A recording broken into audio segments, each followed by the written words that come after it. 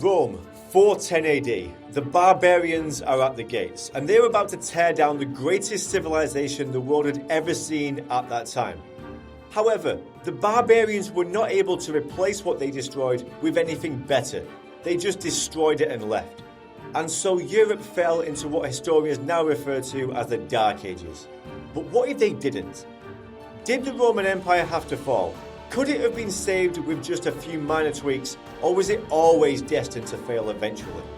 Imagine a world without the Dark Ages. No burning down libraries, no collapse of roads, aqueducts and other infrastructure.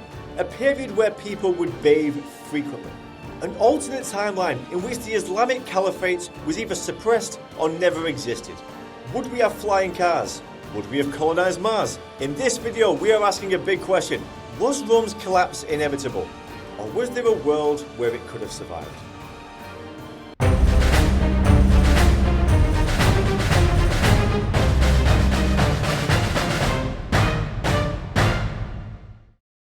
So, before we decide what a world where Rome never fell would look like, we need to know why Rome fell in the first place. The Western Roman Empire officially fell in 476 AD, but there were many events taking place earlier on that led to this. Corruption, overexpansion, economic trouble, military decline, and the empire being divided between East and West in 285 by Emperor Diocletian. But if there was one thing or one person who played the most significant role in Rome's collapse, it was Commodus. Before his death in 180 AD, Marcus Aurelius, the father of Commodus, was engaged in a military campaign against the various Germanic tribes. Rome had attempted this before, most notably under Emperor Tiberius and his general Germanicus. But the campaign was cut short, mostly due to the emperor's growing concerns over Germanicus' popularity amongst the Roman people. The campaigns under Marcus Aurelius were slow and grueling, but for the most part, they were successful.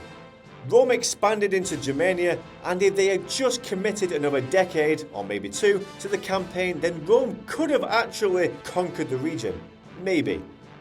This would have been very difficult, as the region was vast, heavily forested, decentralized, and extremely hard to govern.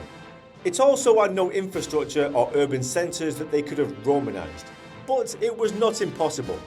Rome was a military superpower, and the Germanic tribes were not united.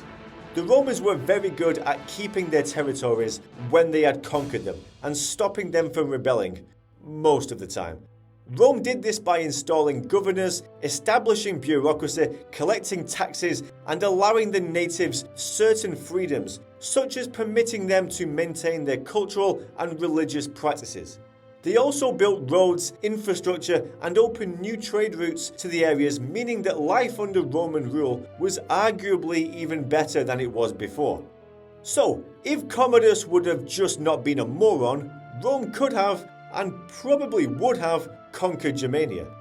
This meant that during the 3rd century, instead of having a political and military crisis, Rome could have been wealthier, more unified, and potentially had a lot more military recruits coming from its new territory. This would have allowed them to focus their attention entirely on the east, meaning that Diocletian would not have had to split the empire between east and west a century later, in theory. During our timeline, Rome shifted its focus between east and west like it was plate spinning. Also, just on a side note, even though I'm English, and England is, as we all know, the greatest thing to ever happen ever, in terms of resources required to police the island of Britannia versus the revenue it brought in via taxation, it really wasn't worth it. Rome should have spent these efforts subduing Germania instead.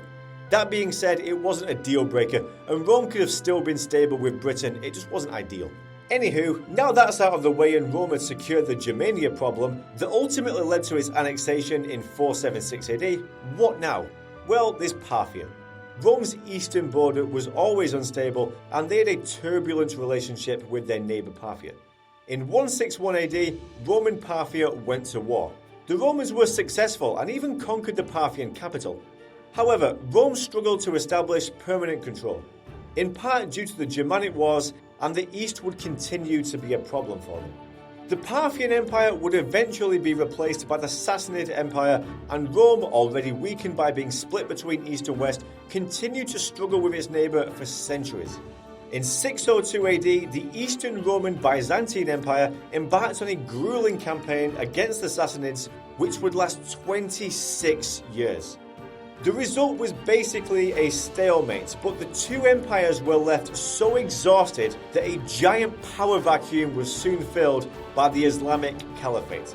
So, was it possible for Rome, with a bigger army made up of lots of Germans, to conquer the Parthian or Sassanid empires?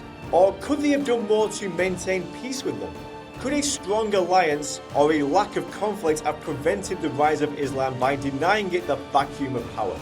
Okay, so let's start with military conquest, as let's face it, that's always what Rome ended up doing anyway. So, could Rome have conquered Parthia? Maybe. In 116 AD under Emperor Trajan, and again in 161 AD under Marcus Aurelius' commander Avidius Cassius, Rome did conquer the Parthian capital. But the problem was always holding the territory. You see, Parthia was vast, decentralized, and it was basically miles away from Rome, with its geography heavily favoring defensive warfare. It was basically, for the most part, a giant desert with mountains. Not exactly ideal when your capital is thousands of miles away and you haven't invented trains, planes, or military convoys yet. But like I said, if Rome had a larger, more well-integrated Germanic army, plus stable leadership and a long-term strategy, it's not beyond the realms of possibility to imagine a more permanent occupation, or at least control over key trade cities such as the capital. A decisive, coordinated campaign, not just a temporary show of force, might have done it, maybe. This would have most likely happened, if it did happen, in the late 2nd or early 3rd century. German reinforced Roman army could have launched a sustained campaign east.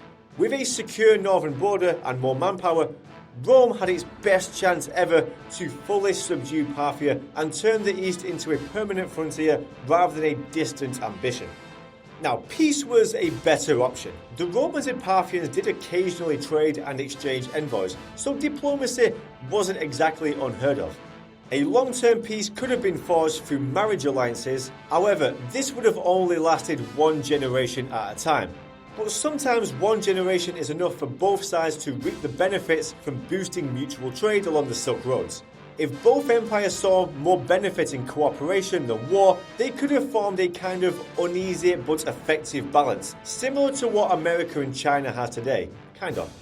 A stable eastern frontier would have freed Rome to focus on internal reform, and Parthia might have strengthened its cohesion. Together, they could have kept the Arabian tribes in check, potentially preventing, or at least delaying, the rapid expansion of Islam. Perhaps Rome could have even established trade colonies along the Arabian Peninsula, which could have further cemented both peace and economic prosperity in the region. So, was it possible? Yes. But it would have required something that Rome rarely had: long-term peace and political stability, and unfortunately, Rome never did master those things. Alright, so we've conquered Germania and we've got relative peace with Parthia. So we're safe, right? Well, not exactly. There is one more problem that weakened Rome: Christianity. Christianity was arguably the biggest factor that led to Rome's downfall. You see, the priorities of the culture shifted from celebrating military glory, civic duty, and loyalty to the emperor. Christianity emphasized humility, pacifism, and a devotion to a kingdom not of this world. This shift arguably undermined the old Roman martial spirit. Christianity also weakened imperial authority. As Christianity spread, loyalty to the emperor as a kind of semi-divine figure declined. Once emperors stopped being worshipped as divine, this symbolic authority was reduced. Christianity also led to internal divisions within the empire. Heresies, schisms, and theological disputes caused major unrest. The empire spent time and resources managing religious conflicts such as Arianism and Donasticism, which distracted it from external threats. There was also a drain on resources. The church gained wealth and land, but that wealth was not taxed the same way. The imperial government lost revenue while the church grew richer, weakening the state's financial position. Now, if you've ever been to the Vatican, you know exactly what I'm talking about. Wealth only flows one way, to the church. Christianity also undermined the Roman traditional pagan state religion. Temples and ancient rituals were central to Roman unity and identity. As Christianity took hold, especially after Constantine's conversion, traditional institutions were defunded and even abandoned, leaving a spiritual and cultural void. Also, pagans are much better at fighting than Christians. Sorry, but it's just true. So, what if Rome stayed united? Commodus stopped playing Hercules and finished his father's legacy, either through military success or peace with Parthia and the Arabs, no east and west divide. The Romans continued to sacrifice goats to the sun god in exchange for a good harvest. Would Rome have industrialized? And if so, what kind of technological advancements could they have made? Well, without collapse, there would have been no Dark Ages, no cultural, medical and scientific stagnation. Would the printing press, steam engine and even the internet have been invented way earlier? Honestly, we don't know. Now, the Romans weren't exactly obsessed with technological progress outside of the military. They did have an invention that was basically the steam engine, but they never developed it. They didn't seem to care that much about science and technology like we do today. So it's possible that they just continued doing what they had been doing for 1,000 years. In fact, it's more likely. I mean, they basically invented nothing in 1,000 years, so what makes anyone think that they could start randomly inventing things if they had another 1,500? Alright, next question. Could they have discovered America? Again, maybe, but probably not.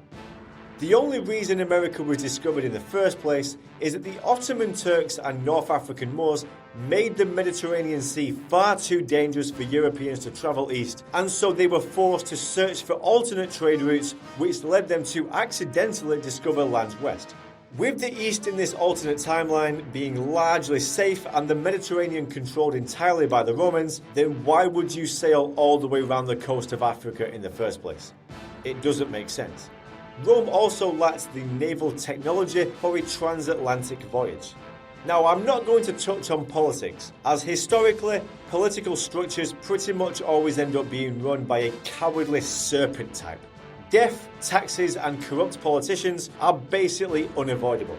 All democracies are doomed to morph into oligarchies eventually, and feudalism, dictatorships, and even fascism are seemingly the de facto norm for humans. People that want control ultimately seem to get it. But if Rome could have just stabilised its borders and state religion, in addition to establishing trade routes with the East, then it could have hypothetically never fallen. They have had bad politicians and emperors throughout their history, and that never seemed to stop them from doing well. Just look at Emperor Tiberius. I mean, he was mad, and you could argue that the empire basically peaked under his tenure. Anyway, I imagine that you are sick of hearing my voice now. What do you think? Was Rome destined to fall regardless? Could they have colonized Mars? Was Christianity actually a net positive for Rome, uniting its people? Let me know in the comments section, and while you're down there, don't forget to like and subscribe. Oh, and check out my other videos if you like this one. Thank you for watching and have a great day.